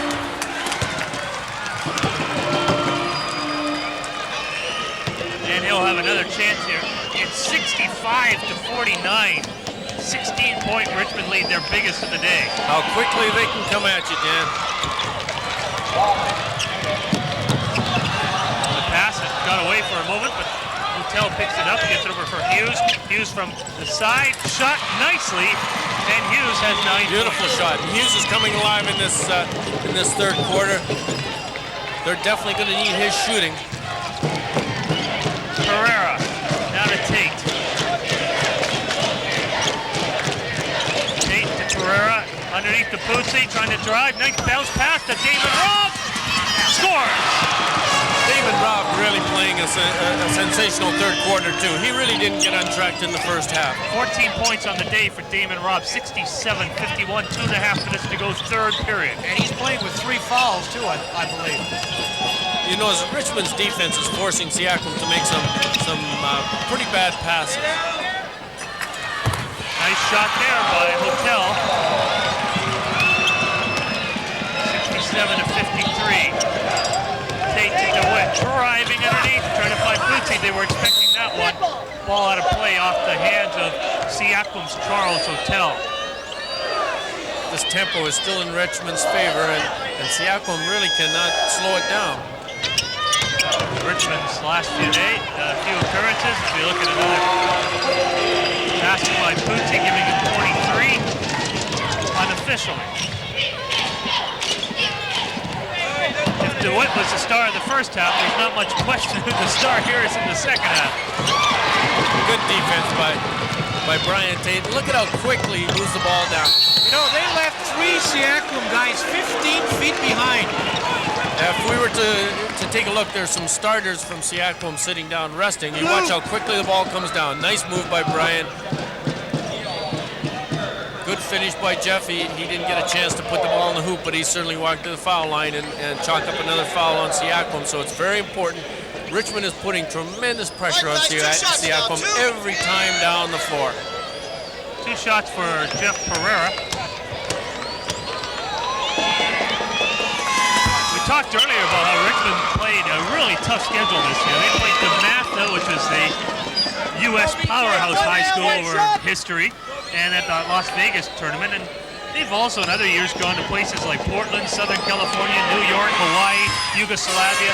And they really play a great schedule. Oh yes, and they have a tremendous program. They put a lot of time in. These kids love the game, and they have put a lot of time in, and probably more time than anybody else combined. Richard played it over for Bob Boyd. Boyd's the top Seaquam player with 13. Battle for the ball underneath Gill and Robb, and it's a jump ball. Unsung hero, Damon Robb, perhaps, tonight. No question. Well, he's certainly had a great second half. He's the workhorse that you want on the boards. You know, he's not the guy that shows up with the 25 points. He's the guy that makes all the difference, though. 1:22 to go in the third, 70-53 in favor of Richmond. Trying to roll to another victory. Keep that record unblemished. Here's our matchup at center. Rick Gill's got 3 fouls and 11 points. Ron Pucci's got 2 fouls, the 2 that he took early, and 23 points. So there's a considerable difference on the inside. DeWitt scores. That's his first points of the second half. Pucci's been doing it all. That's right. I think he's got a few assists in this Well, period. he has some nice assists, but he's playing phenomenal defense. He's got 2 steals in this half, and there's Richmond. He's got another steal. You know, everybody talks about their offense and how quickly they get down the floor, as you can just see right there. This Seaquam's coming unglued. But the thing that people have to realize is Richmond's defense is creating all this. Their defense is causing havoc with Seaquam. But championship teams at almost all sports have one reputation that sets them apart from all other teams. I mean, they do all the good things, the little things well, but I think Richmond's speed still is their forte, isn't it? Well, it is. They're playing with 5 excellent athletes. Another tremendous pass by Brian Tate. He is, without a question, the premier passer in the province. But you watch on defense how strong these kids are. They play great team defense. The intensity is always there. And they're giving Seaquam a lot of problems. 74-53 in the dying seconds of the third period. 15 seconds remaining. Seaquam playing for the last shot. Well, the last shot won't coincide with the buzzer. They have 7 seconds on the shot clock, 9 on the game clock. They better get it away. They do. Ball's up. Another chance. Another chance. Both referees saying no. These guys are on top of it. They know about the scoreboard in a bad place. But a beautiful third quarter by the Richmond Colts. We talk about how tough it is to get the ball in close, as you see Gill with his shot. Remember the game that they played against Amantha. They made it even extremely difficult for an All-American like Mustafa to get the ball in close. They played extremely well in that game and played tremendous defense. It was a 4-point lead, and they increased that by 17. It's now 21 points as we get more from Doug Gertz. Thank you, Dan. Joining us now is former SFU and current national team star Jay Triano. Jay, this new league that's set up in Vancouver, while in the States too. You're joining up. You're part of the establishment. You gonna make the team? Well, I hope so. Hopefully I won't have to play this year because with the Olympics this summer, I'll be busy with that most of the year. But I'm looking forward to playing in the Pro League. I'm looking forward to playing in Vancouver, something I haven't done for quite a few years now. Do you think the league will survive? I sure hope so. I think it's what Canada needs as far as basketball, and as we see tonight, there are quite a few people interested in the game of basketball, and if we can keep them interested and bring a good product into the city, then it's going to be very good for them. Is there a couple national team members out here, do you think? I think so eventually. I think there's a couple really good players in the tournament this year, and you never know. It's how much they work and how far they develop, which will depend on whether they make the national team eventually. Thank you very much. Jay Triano, back to you, Dan. The final quarter coming up of 1988. And these fans are ready for it, I think.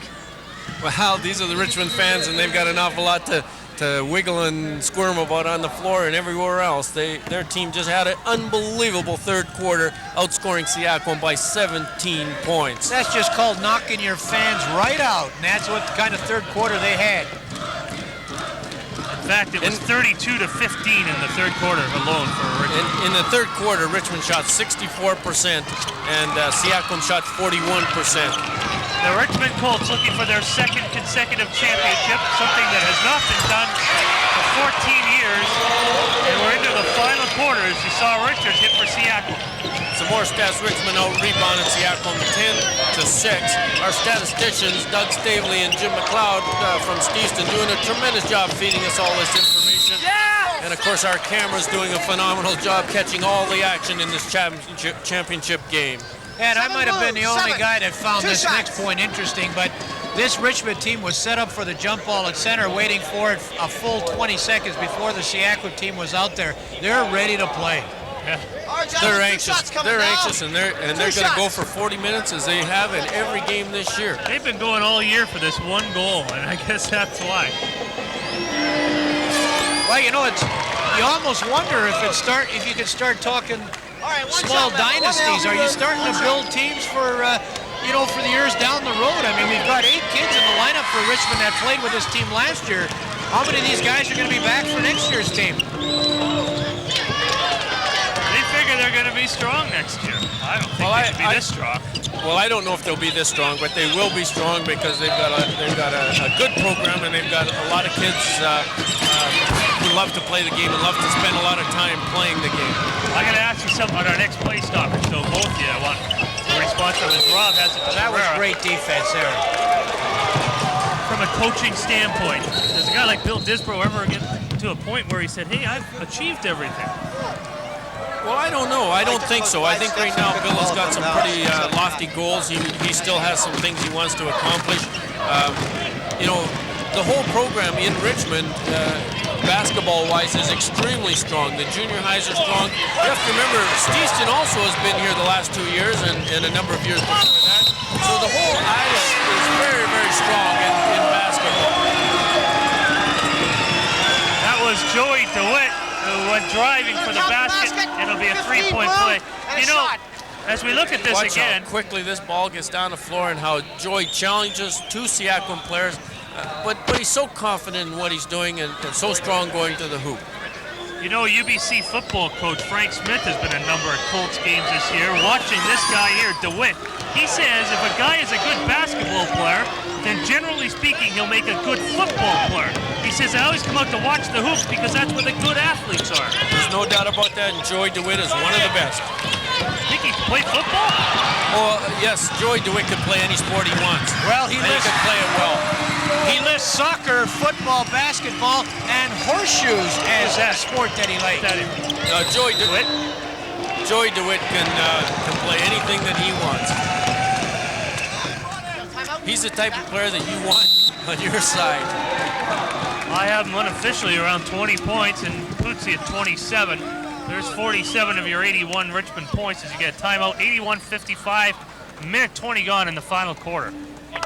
There's a good picture. Well, that's actually not a good picture of Joey DeWitt. He's a pretty good-looking young man, and every time I see him in the halls at school, he's surrounded by a large number of girls. So we'll have to kid him about that picture. He probably sent that in. That's what we had to prove in the last second tonight. We won't talk about that. We won't say that thing. We'll let them make the judgment. He's also a stamp collector.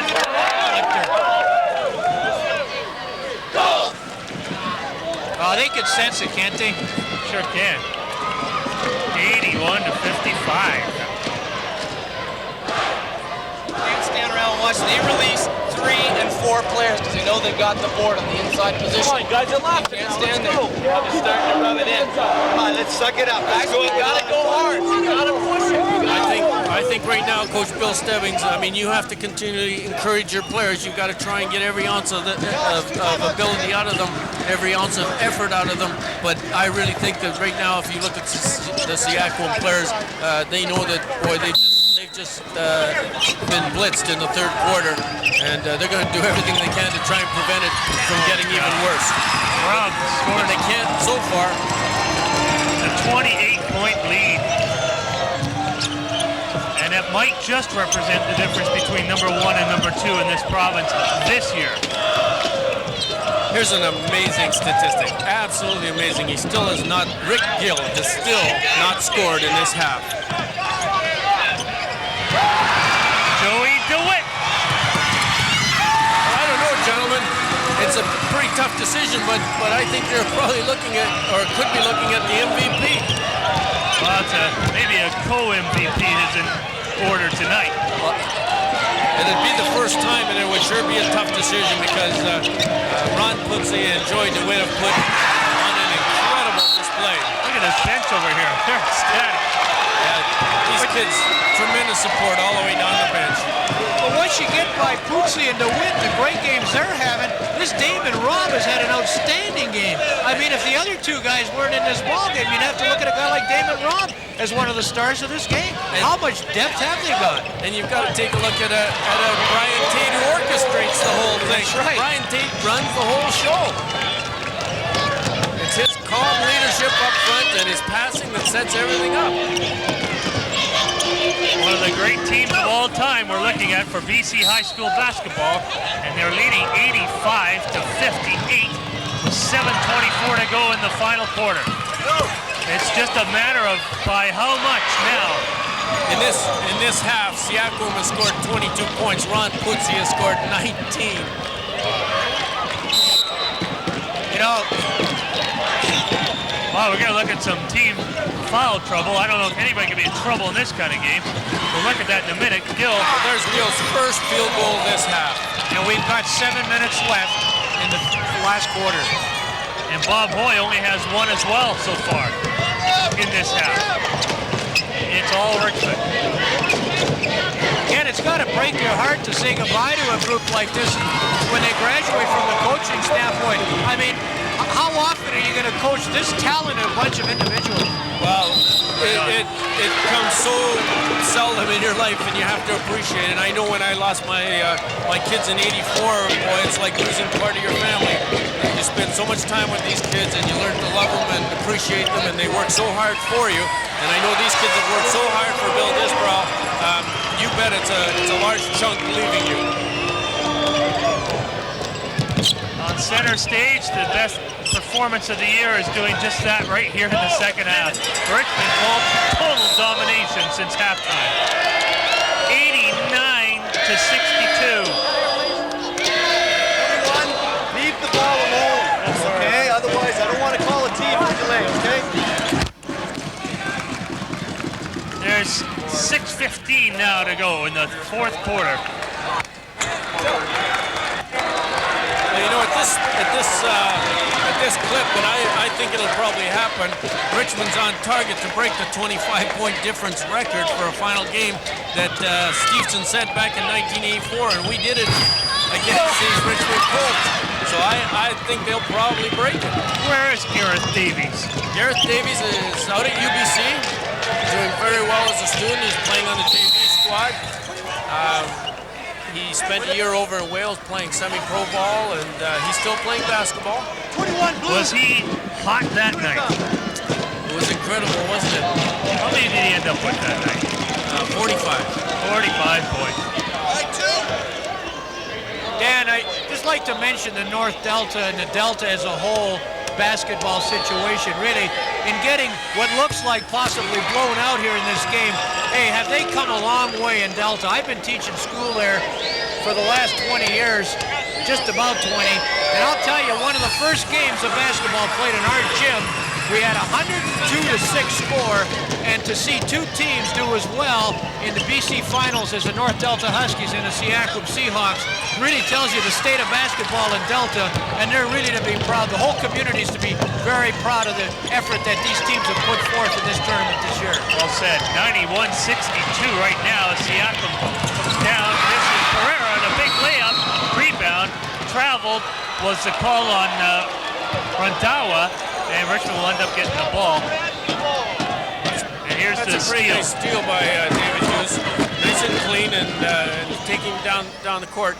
I think he had his eyes on something other than the hoop that time going up. He went away way too hard on that one. Unbelievable, but we'll give it to you anyway. Putzi has not missed a shot from the field or the free throw line in this half. Wow. When the going gets tough, these tough Richmond Colts have really got going. It was a 4-point lead at halftime. It's now 29, and there's still 5:18 to go. Whoa. I don't think Putzi picked up a foul this half either. He was in foul trouble. He just missed one there. I think he might have thought he had it. We do have a foul, however. And it is on Sonny Randawa. That's his third. You know, there's so many things happening, Kent, in this game that there's a lot of things you don't even have to say. We could just shut up here and let the picture speak for itself. It's just fabulous basketball. We certainly could, Bill. There's tremendous talent out there on the floor. These kids have worked hard, a lot of years put in at this game, and it really shows. We've seen some good things out here. Another foul. We always like to salute the other teams that made it here as well, and we'd like to salute Mountain from Langley, Kamloops, North Delta, Caledonia, Vancouver College, LV Rogers, Sentinel, Warren Alberni, Nanaimo, Oak Bay, MEI, Coraloo, and Steveston. Those were your final 16 teams in 1988. And all should be congratulated for getting to the great final 16. There can only be one winner, and there's there's no question, and there hasn't been in many people's minds since the beginning of this season, let alone this tournament. Pootsie again for more. Incredible display of that's just totally expected there, eh? Look. He's not amazed. I think they've seen it all year. Ron Pootsie has 33 points now. He only had 8 in the first half. Three-pointer. Three-point play. Too little, too late. And on that last play up the floor that Pootsie scored on, I actually thought Gill played it pretty three-pointer well. He took it away from it, and then watch this. No, this isn't a play. Is this a three-pointer? Three-pointer. But Gill played it, I thought, as well as you could, and he still beat it. Boy, I told you at halftime it was a surprised feeling amongst the crowd here that it was only 4-point lead. In fact, Seaquam had a chance right at the buzzer to make it a tie game at halftime. Since then, it's like unbelievable.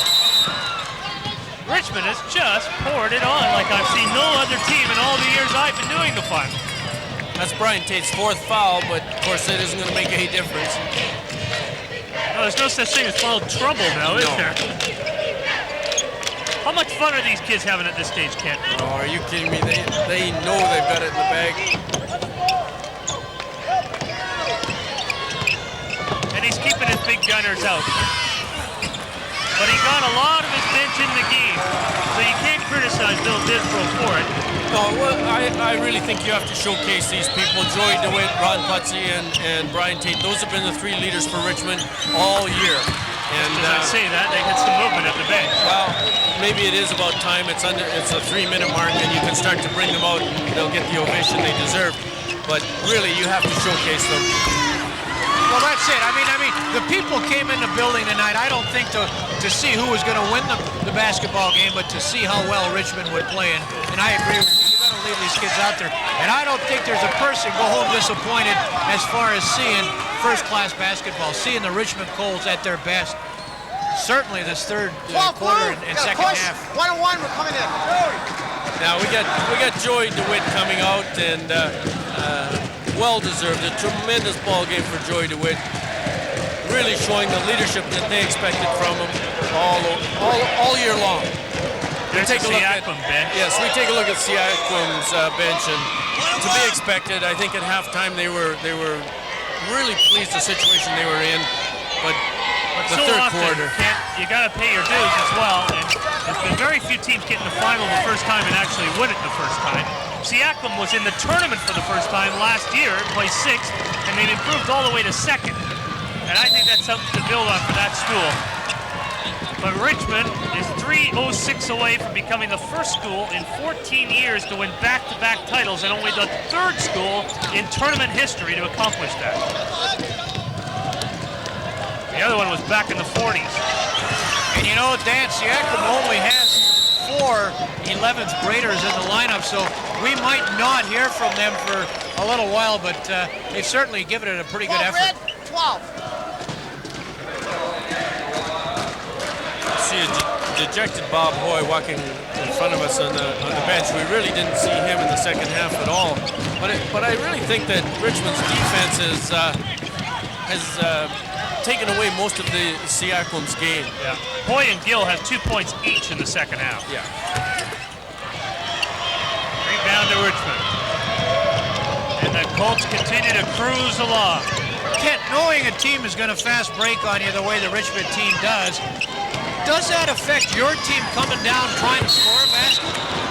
To know that you miss it, just that, miss the shot or one little error is going to result in that much speed coming up the floor against you? I think it has to, Bill. When Richmond breaks for 40 minutes all the time, you got to be almost on your heels going back as the shot goes up. Exactly, yeah. It definitely changes your game plan. Richmond's the only school in the province that plays this style of ball, 40 minutes of pushing it down, and they just make you play poorly. About to check into the game, number 10, Trevor Kojima, grade 11, and now it's a timeout, but Kojima will get in. It'll be his first ever trip on the floor in this tournament final, and Disbrow is now going with his bench. He scored 95-70. 2:24 to go. And I think Richmond, every player has been on the floor now with Kojima coming in. there hasn't been a team in the championship going all the way back to 1946 that scored 100 points in the final game. So we may be seeing the first of that, and we have 2:24 left and 95-70 score. And we've got lots of time yet, and I'm sure they will break the 100 mark. Rick Gill leaves with 15 points and 6 rebounds. Look at this. Richmond is going down there to shake hands with somebody, Todd Gill. That's to Rick Gill.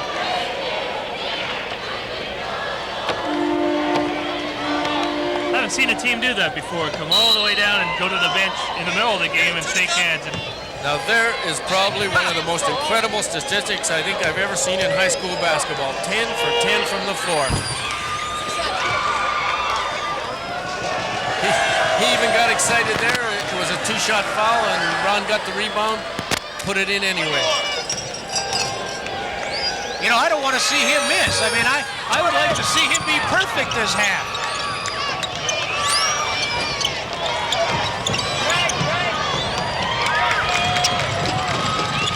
Here comes Seaquam, Bill Richards. Nice shot by Bill Richards.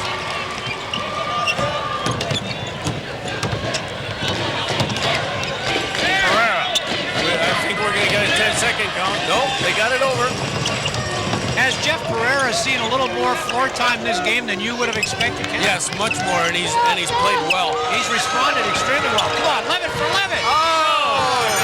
Nice. 11 for 12, and he gets his own rebound. When I see Ron on Monday, I'll have to tell him that he spoiled a perfect shooting in the second half. He has 35 points. Only 8 of them in the first half. Incredible performance by Ron Putzi and Joey DeWitt. Well, right now the Colts is highest scoring team in a championship game at 97. There's only one thing left in doubt, boys, and that's who's going to get that MVP.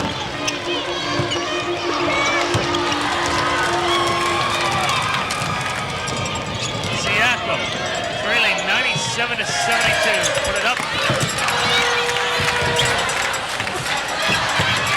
Diva. Tap off. I haven't kept track personally, but I don't remember a whole lot of turnovers by the Richmond team in the second half either. No, they really haven't. They've kept the turnovers to a minimum. Ron Putzi coming out of the ball game now. An incredible performance. Going in is Glenn Campbell. Now, I mean, every player on the Richmond bench has played in this championship game. Well, as a coach, you can't do any better than that. Keep them all happy.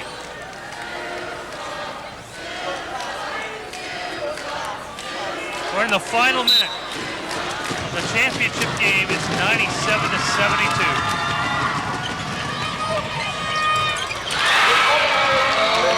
Very nice shot by Bill Richards, three-pointer.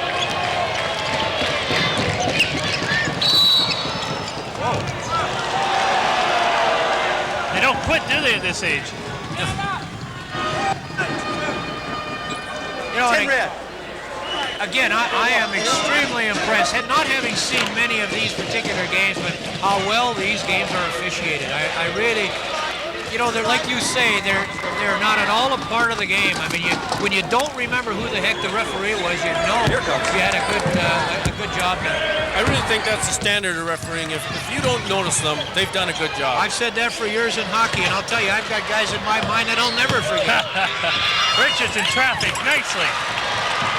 He's had a strong half, actually, for Seaquam. I think he's had 12 points in the second half. It's a 20-point lead. Richmond leads 97-77.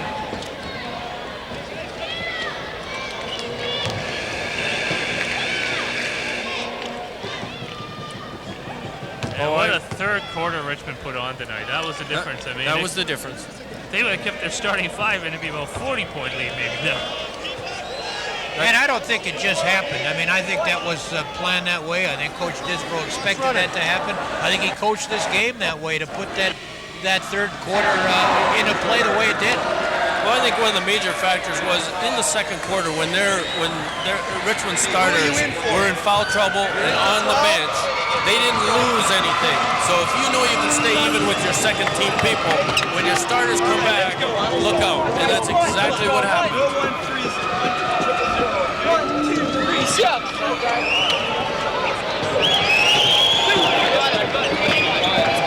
The Richmond Colts now just 25 seconds away from making the inevitable official.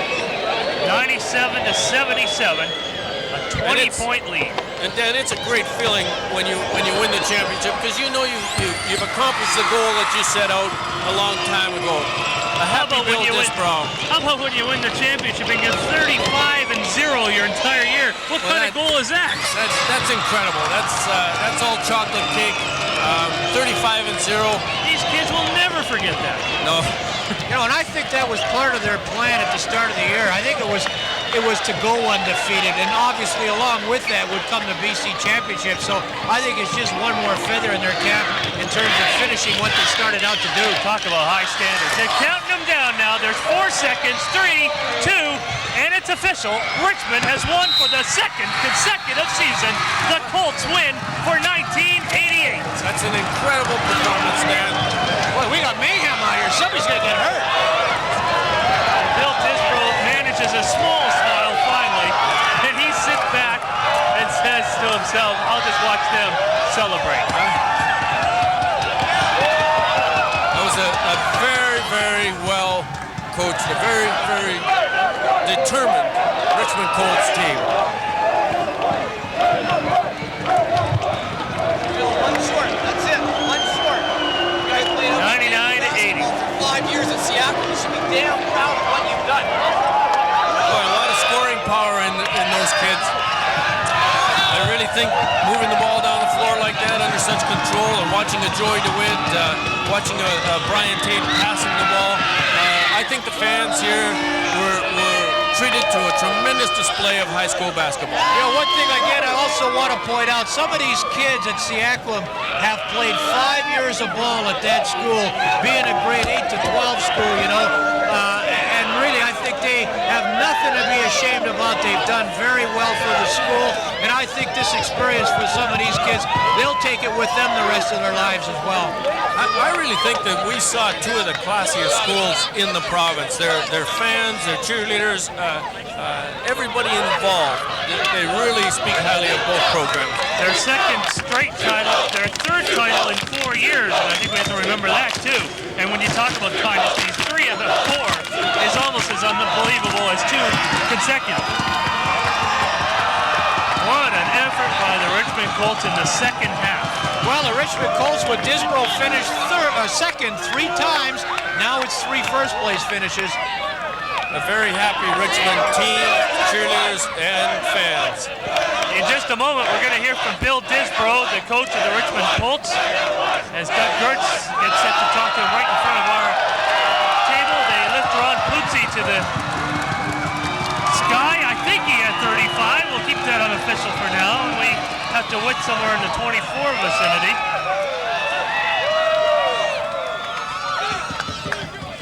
And I don't know, I don't want to choose an MVP. Okay, let's go down to floor level in just a second here as Doug Gertz is standing by with Coach Bill Disbrow, and we're just waiting for Bill to finish up with one more media guy, and then we're away. The final score 99-80.